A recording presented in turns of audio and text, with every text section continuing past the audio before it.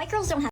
They don't know what that is. This song. Curse on me was broken by your magic wand. His love was the key that opened up my thighs. The strange fall off of Taylor Swift by One Cloud 9. Taylor Swift fell off. It's what all the white girls say in unison, while the regular people just don't give a fuck. So if you haven't heard the news, Taylor Swift just dropped a new album last Friday. But apparently it was a 2-pack of ass. Hell, the shit was so bad that everybody, and when I say everybody, I truly do mean everybody, seemingly just doesn't like this shit. And apparently it was so bad to the point that even her fans were criticizing this shit. You know it. I am not one to be a fan of Taylor Swift. I don't know if you could tell by my demeanor or anything else. I don't know, something might have gave it away. But Taylor Swift isn't somebody I listen to personally. I just don't understand the hype around her, but her fans are ride or dies. They literally like everything she does. She could sneeze and they would shed a tear. So if they're the ones saying that her new album is bad, you might just have to give up. She might, the GOAT is washed. This is like LeBron James. This is like LeBron fans saying that it's over with for him. Thing about Taylor Swift fans, and you would know that Taylor Swift could release an album of her farting in the mic on repeat for an hour straight. Her fans will still call it the greatest thing that's ever touched God's green earth. But even still, apparently that was worse than that. Like, you know it's bad when people are openly criticizing Taylor Swift on Twitter and none of her fans are sending these people death threats. Like, we are truly in the end time. But from my extensive research, aka scrolling on TikTok, I have conduced 3 reasons on why this album has flopped so bad, and overall why Taylor Swift seems to be falling off so bad. With reason number 1 being she's too fucking old. Now, before the remaining Taylor Swift fans proceed to leash me on a fucking tree, definitely monetized for that one. I promise you, I'm not trying to diss her. I'm actually being dead ass. And the way that I can prove it to you is because I'm getting everything I'm finna say from this white girl's video that I seen on TikTok. And if you ask me, she looks like a Taylor Swift watcher. So yeah, this is to be proven, or at least a little bit valid. So basically, what whatever this TikTok girl's name, basically what she was saying throughout this video is that Taylor Swift basically aged out of her music, or in her words, outgrown being a white girl. Taylor Swift's new album is many things. What? Unfortunately, good is not one of them. The problem is Taylor Swift is aging out of being a white girl. Before you scroll, let me cook. When Taylor was a teenager, she wanted to be a That is a term I've never thought I would see used in my entire life. You can age out of being a white girl? I just see so many other people out of this age. When does this actually hit? When? At what point in time? Because I don't know. All right, let me stop trolling. I understand that she really just means, hey, she aged out of really being like this 20-year-old who is having fun or learning about herself, because, I mean, she damn near touching 40, along with the fact that Taylor Swift is a mega gazillionaire. So she literally cannot relate to this persona that she's been putting on this entire time. So her parents decided to take the country route. Keep in mind, this is the 2000s. Pop music was highly sexual, it was sleazy, and then you had things like bling rap. It's not a place for a little white girl. Country music, on the other hand, loves a little white girl. And she's blonde, they'll eat her up. So her family moved from Pennsylvania to Tennessee to launch her country career. That's why for the first several years of her career, she faked a southern accent. She was trying to fit in, seem authentic. Once the pop landscape started to change the late 2000s and early 2010s, that's when she started to transition to making pop music. And now to talk about white girls. White girls don't have sex. They don't know what that is. White girls they're cute, they're adorable, they're like dolls, they're precious, they have to be protected. Do you remember a couple months ago whenever parents would bring their kids to Sabrina Carpenter shows and then act aghast because Sabrina Carpenter, who is a highly sexual artist, was referencing sex on stage? Of course they were, because how could a short, cute little white girl who is also blonde, a blonde, cute little white girl, how could she possibly know what sex is? It's the assumption. Women having sexual freedom and willingly engaging in sex is highly associated with blackness. You can see this most clearly when it comes to things like Disney and Nickelodeon stars. Miley Cyrus, she was Hannah Montana, all-American girl. And what does she do whenever she wanted to shed the Disney image and say, hey, I'm not just a little girl anymore? She releases Can't Be Tamed in Bangers. Ariana Grande, another cute little white girl. What does she do whenever she wants to shed the childhood image? She releases Dangerous Woman in Sweetener. They would do things like hang out with rappers. They would incorporate black music styles into their own music. So that way, whenever they'd be sexual, it's like, oh, I'm not just a little white girl anymore. And over time, they would drift away. I don't even know what's hitting my ears right now. Like, there was just so much said. I'm literally lagging in real life. Like, I peep and I genuinely do understand what she's trying to say. I get it. I genuinely do get it. Like, a lot of people take that route sometimes, especially when you're put on like this pop stage, or even when she tried to be country. You can see that other examples like JoJo Siwa, they instantly go the hyper-sexualized route to try and shed like the former like kiddish type image that they have. JoJo Siwa is obviously like an extreme example, but peep what she is trying to say. And in all reality, Taylor Swift just feels like an undercover cop sometimes, like genuinely. As someone who is literally trying their hardest to fake being like how they used to be, if she was initially like that, but now it literally just feels like a fake persona, like an undercover cop that everybody can see through at this point. That wasn't who they authentically were. They were just using that as a way to escape the chains of being a white girl. Taylor Swift has never had to do that, and why would she? She makes being a white girl so fucking profitable. And the thing about Taylor Swift is that being a white girl is not just profitable for her, it's her entire brand. Because she's just like so awkward. And whenever she dances on stage, she's like that because she's like awkward, and she loves like cats and baking and like hanging out with her fans. And she would likely continue with this forever, except for one small problem. Taylor Swift is 35 years old, and it's not like she's showing signs of aging or anything, but the brand of being a white girl is very much being a white girl. What happens in a few years whenever she's 40? What happens whenever she starts to get wrinkles? If you're middle-aged, it's not cute anymore to be awkward. So she's aging out of being a white girl, but she doesn't have a brand or really even a sense of self outside of being a white girl. And keep in mind, the world has been moving on. An artist like Sabrina Carpenter could not exist 10 years ago. There was nowhere in the pop landscape for her. She's not wrong. Like She's not wrong. A cute little white girl who's that sexual. It didn't exist. And then on top of that, things have been rapidly changing politically. So people want different things from women now. And the life of a showgirl is a testament to Taylor's inability to rise to the occasion. Like on the song Wish List. Oh, everybody wants bright lights and designer things, and they want like a fat ass. But me, then we get to the chorus, but me, I just want to have all of your kids.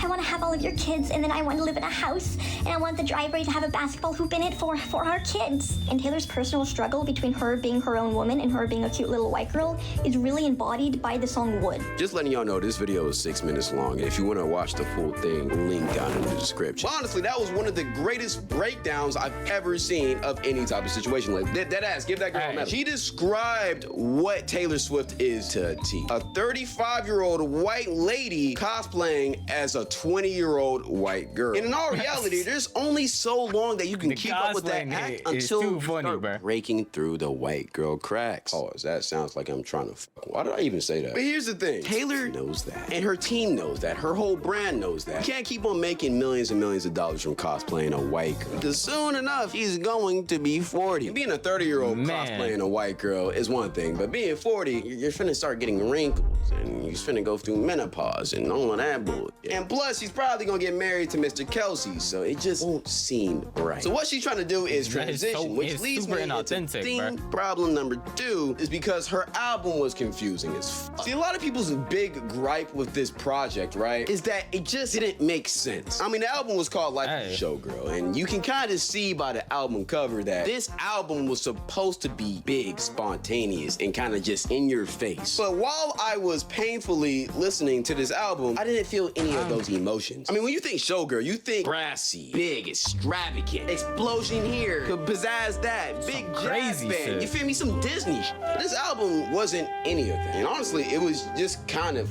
corny. Like, the best way I could describe. Again, I'm not the biggest Taylor Swift fan, so I listened to like some of the album, like 3 songs, and then after that I was tapped out. I couldn't do it anymore. But honestly, I do feel what he is saying, bro. Even like the slight songs I've heard on TikTok, it just feels like it is so many mishmash things going on in that album that she doesn't even know what she was trying to do or what she was trying to talk about. For it to be Life of a Showgirl, popping out on some crazy stuff, it seemed like Life of a Schizophrenic, someone who doesn't understand what they want to say and who isn't connecting with their audience at all. I don't know what's Well, I was about to say I don't know what's happening to her, but we're literally getting a video explained on what's happening to her. This album is millennial girl boss. If you understand what I'm trying to say, you understand what I'm trying to say. Even had a song where the whole premise of it was being a girl boss. It's like, hey, bro, we're not in 2008 anymore.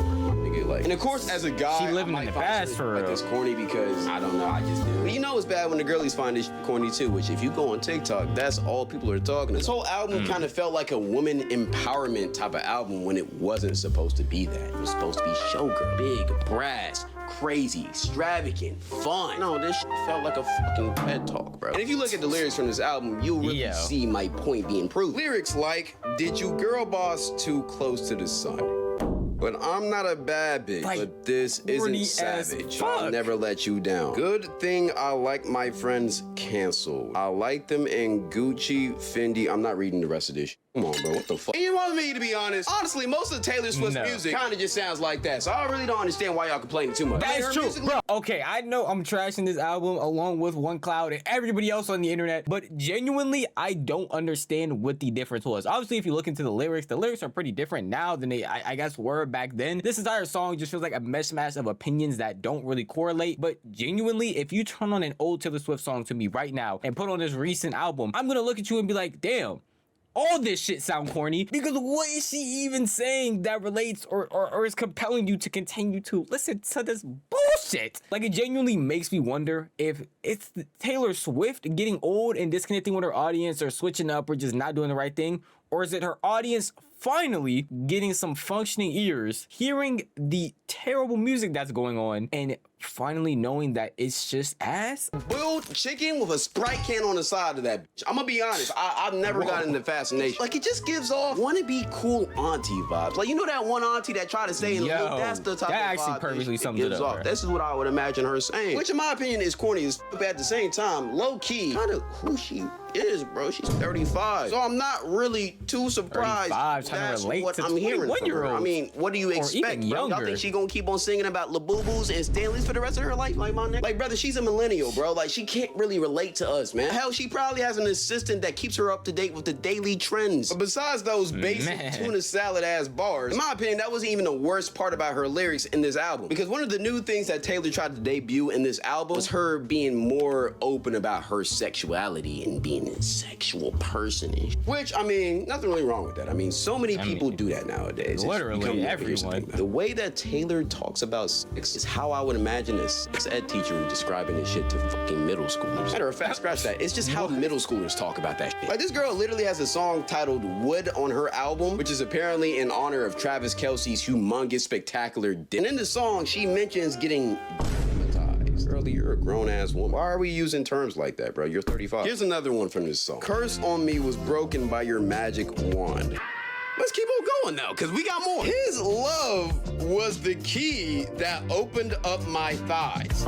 35-year-old grown-ass woman, by the way. Yo, I'm just saying. Now, look, I do want to keep it P by saying I'm not a Taylor Swift fan. And this album was honestly the first time I've listened to her willingly since I was like 5. So if this is what she consistently puts out, then my bad, I just don't know ball. But from the looks of it, these lyrics in this album was a shock to even her closest and most diehard fans. So I can't even resonate with him enough in the shock that I'm feeling right now. I'm trying to stay calm because I'm trying my hardest not to yell. I don't want to be that guy. I don't want to break the mic, but good Lord, I can't even explain to y'all how stupid and how old she sounds through her music. Again, she is trying to relate to people that are like 19, 20 and way younger. No, she's talking about these things like she is a grown woman already, like she already has wrinkles and you can't even recognize her anymore. I don't understand what keeps you so out of touch. Well, she is like a gazillionaire. She has a ton of money, so she doesn't even have to bother living life like us, so I can understand it. Thing is a common denominator. I do want to say one thing though, sonically, the album doesn't sound bad. I mean, I would wish it would be more, showgirly, more brass, more instruments, instead of just the same Taylor Swift vibe that's a part of the album. But honestly, it's not a bad album. But I think that's really the problem. It's not bad, nor is it good. It's just boiled chicken. Which leads me to the third reason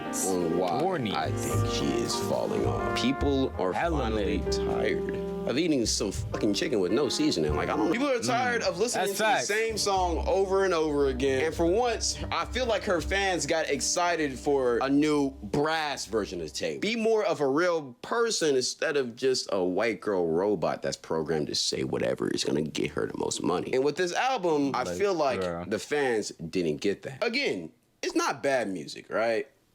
I was over exaggerating earlier by saying it was painful to listen to. It wasn't. It just wasn't. But the best way I can describe this album is background music. It's nothing special. There's nothing that tugs on the heartstrings. Now, mind you, I don't think any of her music tugs on your heartstrings. But hey, I guess it did for her fans. But this isn't doing it no more. Which shows you that people need something real. I don't know if you peeped this, but every single time that I've said she's fallen off in this video, I've used quotation marks. Because honestly, if you look at the stats, she's doing better than she's ever done. I mean, she sold like 3.5 million copies of her album the first week. Who the fuck does that? If she goes on tour, she'll probably sell out the whole venue like she's done multiple times before. I mean, honestly, she's the furthest from falling off. But the reason why I think it feels like she's falling off is because her fans aren't under the spell anymore. I guarantee you 3 years ago, Taylor released the same album, it would have gotten nothing but love. But since the gimmick is starting to get played out, people it's beyond played out. It's been played out for a lot of people. Again with no progression and no authenticity. This whole album kind of feels like a corny millennials fantasy. Technically, I mean, she is that. People aren't used to seeing. And quite honestly, it doesn't even really feel like her. It feels like she's trying to portray a version of her that nobody honestly connects with. And overall, I think people just think this album is corny. And overall, they're starting to realize that maybe Taylor is corny too. But to all the Swifties who are watching this video, what do you think? Do you think Taylor is washed up, or do you think this was just a bad album and she'll come back like nothing's new? Let me know down in the comment section down below. W video by One Cloud, and in all honesty, I don't think she fell off either. Like, let's be honest, bro. It's Taylor Swift. There's no way she could fall off. She could sit here and record a whole album in one day and people would still listen to it. She could go on tour. She could do her own thing. But the issue is, it's the same thing every time. There's only so much you can enjoy if you were to wake up every day and eat rice. You're going to be sick of rice, even if you loved it the first couple of times, the first month, the first next month. But what about next year, the year after that, and the year after that? You're going to be tired of it and wish for something more, which is what she's never going to give them. But at the end of the day, that is just how I feel. If you want to tell me how you feel, the best place to do that would be the comment section down below. If you want to go support the original creator, definitely do so by checking my description, clicking that link, and watching this video yourself. But if you want to continue to support me, the best way to do that would be to leave a like, comment, subscribe, and also hit that notification bell so you can be notified the millisecond a video goes live. That's enough for me. I'm gonna see you guys next one. Peace out.